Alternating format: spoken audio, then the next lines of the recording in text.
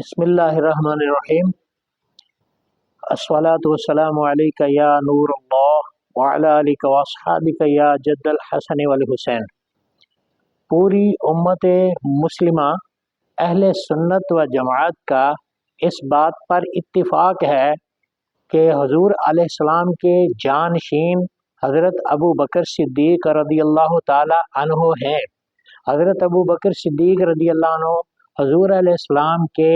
خلیفہ اول بلا فصل ہیں۔ حضرت ابو بکر صدیق رضی اللہ تعالیٰ عنہ کاتب وحی ہیں۔ حضرت ابو بکر صدیق رضی اللہ تعالیٰ عنہ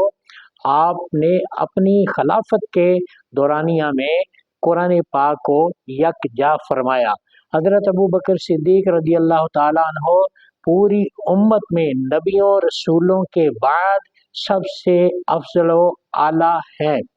اور حضرت سیدہ خاتون جنت سیدہ فاطمہ الزہرا رضی اللہ تعالی عنہا حضور علیہ السلام کی شہزادی ہیں، جنتی عورتوں کی سردار ہیں، اور حسنین کریمین رضی اللہ تعالی عنہما کی والدہ محترمہ ہیں، اور حیدر قرار شیر خدا سیدنا حضرت علی المرتضی رضی اللہ تعالی عنہ کی زوجہ محترمہ ہیں، اور قیامت کے روز ان کا اعزاز کیا ہوگا کہ معاشر والوں کو نگاہیں جھکانے کا حکم ہوگا کہ اے معاشر والوں اپنی نظریں جھکا لو، رسول اللہ صلی اللہ علیہ وسلم کی بیٹی کا گزر ہو رہا ہے، 70,000 حوروں کے جرمٹ میں پردہ کیے ہوئے حضرت خاتون جنت رضی اللہ عنہا کا گزر ہوگا، اور حضرت خاتون جنت رضی اللہ تعالی عنہا پاک ہیں، طیبہ ہیں، طاہرہ ہیں، آپ حافظہ ہیں، عالمہ ہیں، قاریہ ہیں، اور جو خوبیاں ایک عورت کے اندر ہونی چاہیے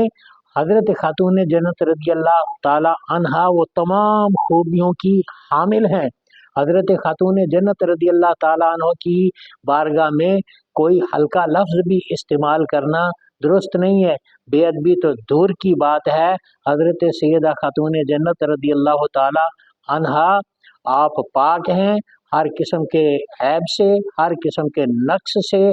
ہر قسم کی کوتاہی سے آپ طیب و طاہر اور پاک ہیں، اور حضرت ابو بکر صدیق رضی اللہ تعالی عنہ پوری امت میں سب سے افضل ہیں۔ حضرت ابو بکر صدیق رضی اللہ عنہ کی خلافت برحق ہے، سیدہ خاتون جنت رضی اللہ تعالی عنہا حق والی ہیں، اور حق ہی آپ کے ساتھ ہے، حضرت علی کے ساتھ حق ہے، حضرت حسن کے ساتھ حق ہے، حضرت حسین پاک رضی اللہ تعالی عنہ ان کے ساتھ حق ہے، حضور کے صحابہ کے ساتھ حق ہے، حضور کی اہل بیت کے ساتھ حق ہے، حضور علیہ السلام کے صحابہ بھی عزت والے، حضور کی اہل بیت بھی عزت والی، آل بھی عزت والی، اہل بیت سب عزت والے ہیں۔ جو حضرت ابو بکر صدیق رضی اللہ تعالی عنہ کو خلیفہ اول نہیں مانتا اس کا اہل سنت سے کوئی تعلق نہیں ہے، اور جو خاتون جنت رضی اللہ تعالی عنہا کو پاک نہیں مانتا ان کا بھی اہل سنت سے کوئی تعلق نہیں ہے۔